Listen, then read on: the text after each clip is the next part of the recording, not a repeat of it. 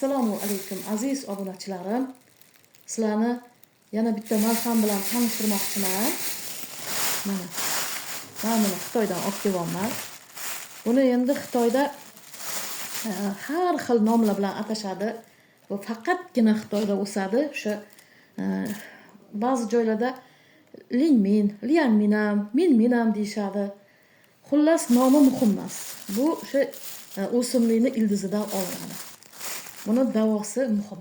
Ya'ni davolash xususiyati qanaqa? Masalan, tirsakda, ya'ni qo'l bo'g'imida, ayniqsa tizza bo'g'imida, hammadan ham keyin mana bu tovonda yig'ilib qolgan tuzlarni bu eritib, maydalab organizmdan chiqarib tashlaydi. Yana eng yaxshi jihati shuki, o't qopidagi, buyrakdagi yoki siydik yo'llardagi tosh bormi, qum ham bo'ladi inson organizmida, to'planib qolgan qum bormi, tuzlar bormi, hammasini inson organizmidan maydalab chiqarib tashlaydi. Ayniqsa, yana qaytaraman, tizzada, tirsakda hamda tovonda to'plangan tuzlarni hammasini haydab chiqaradi. Endi shu kasalliklar haqida ozgina sizlarga tushuntirish berib o'tmoqchiman. Masalan, endi men o'zi rasmni chiroyli chizaman. Hali tushlar tarixida ham ko'rgansiz, lekin hozir vaqtim qisqaradi. Shuning uchun sizlarga yana negativlar yozib tashlamayman. Prosta misol qilib chizib mana. Masalan deb olaylik-da, mana. Mana shu inson organizmi deb olaylik. Mana. Demak, mana masalan, mana bu yerda mana oshqozon joylashgan deylik. Misol berloqda jigar, keyin mana buyrak, oshqozon ostida o't qopi. Endi tasavvur qilishingiz uchun aytibman-da. Xullas, bizda masalan o'zbek taomligida juda ham sho'r, keyin ayniqsa achchuvni yeydiganlar bor. Tuzlamalarni qarsillatib juda ham ko'p yeydiganlar bor, haddan tashqari. Keyin yog'li ovqatlar, bizning o'zbek taomligimizda juda ham yog'li ovqatlar. Masalan, o'sha hammasi ovqatlar mana bu oshqozonga tushadi, keyin uni parchalab o't qopiga jo'natadi. Keyin o't qopi jigarga jo'natadi. Jigar, bilasiz, organizmda qonni aylantirib, qonni tozalab beradi. Keyin u buyrakka jo'natadi, ichaklarga jo'natadi. Xullas, hamma organizmni, ichki organizmlarning o'z vazifasi bor. Masalan, har deb yog'li, tuzli mahsulotlar oshqozonga kelaversa-da, oshqozon uni parchalay olmay qoladi-da, uni o't qopiga jo'natadi. O't qopi jigarga, jigar buyrakka, xullas hammasi parchalay olmagandan keyin uni sekin bo'g'imlarga jo'natishadi. Mana shu qum bormi, shlak bormi, toksin bormi, ayniqsa tuz bormi, mana shu parchalanmay qolgan mana shu qo'pol qilib aytganimizda musorlarni mana shunaqa qilib tizzani bo'g'imlariga, keyin mana bu qo'l tirsakda bo'ladigan bo'lsa, tirsak bo'g'imlariga, mana.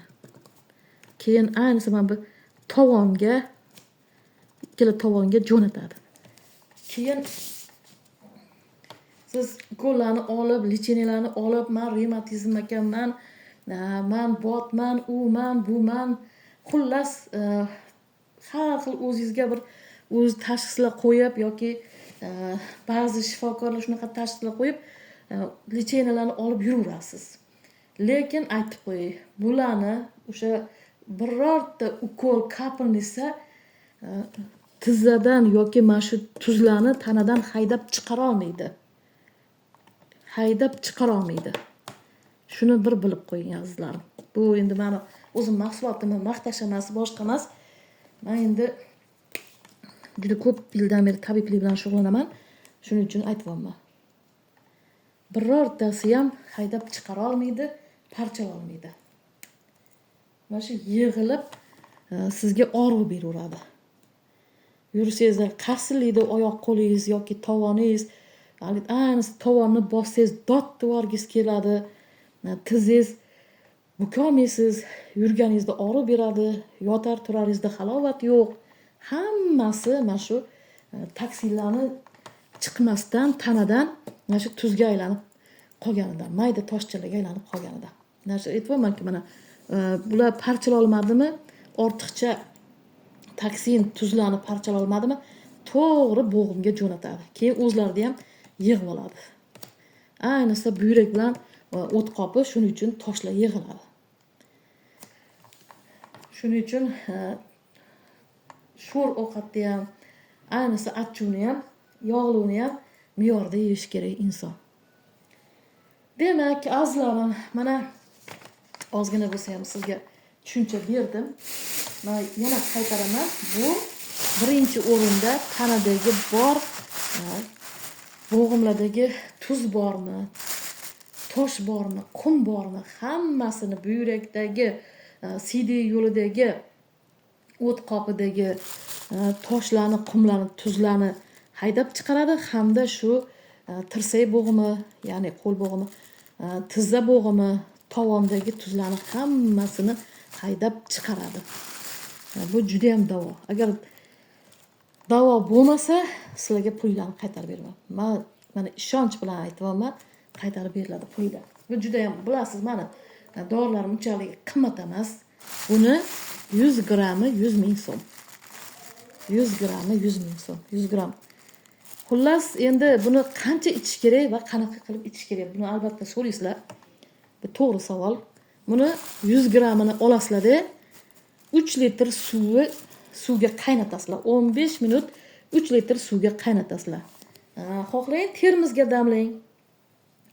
Xohlang birorta bir kattaroq choynakka damlang. Xullas, nimaga damlasangiz ham buni 3 kunda bo'lib ichishingiz kerak.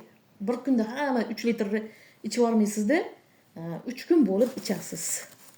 Keyin buni qancha ichishimiz kerak? Masalan, necha grammda tuz olib ketadi o'zi deydigan bo'lsangiz, azizlarim, kamida masalan, unaqa sizda tuz, tosh xavfli bo'lmasa 200 gram, 300 gram yetadi.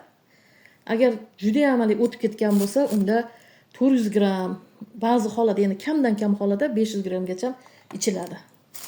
Shu yana qaytaraman, shu 100 grammini 3 litrli suvga qaynatiladi 15 minut. Shu damlanib 3 kunda bo'lib och qoringa ichaverishingiz kerak. O'zi keyin ayniqsa bu chestitga ham davo. O'zlariga siyom etganlar, masalan, siydilaringiz yurishib, hali o'zi og'riqlaringiz qolib, yengil tortasiz. Prostataga ham yaxshi-da bu erkaklar uchun. Keyin ayollarga chestitga ham juda ham yaxshi. Keyin tuxumdonlarni ham juda ham yaxshi tozalab beradi. Demak, endi buni qanaqa qilib olamiz deydigan bo'lsangiz, siz qayerda yashaysiz deb so'rashadi. Men Toshkentda yashayman. Hozir dunyoning istalgan joydan istalgan narsangizni olishingiz mumkin. Men buni zakaz qilasizlar. Zakaz qilsanglar, BTS pochtalardan yoki taksilardan berib yuboraman. Express pochtalar bor. Har qanday yo'l bilan berib yuboraman. Yana qaytaraman, BTS, Express yoki taksilardan berib yuboraman. Shu 100 grammi 100 ming so'm. Agar davo topmasanglar, pullar qaytarib beriladi. Demak, azizlarim, bugungi tavsiyam shundan iborat. Men nomerlarimni yozib qo'yaman. Albatta murojaat qiling. Doimo sog' bo'ling, sog'lom bo'ling azizlarim. Yana qaytaraman, bundan ortiq sizda tuzlarni hech qaysi malham chiqarib tashlolmaydi. Like bosishni, obuna bo'lishni unutmang. Yana bir bor sog'lik tilab, keyingi videolarda ko'rishguncha xayr.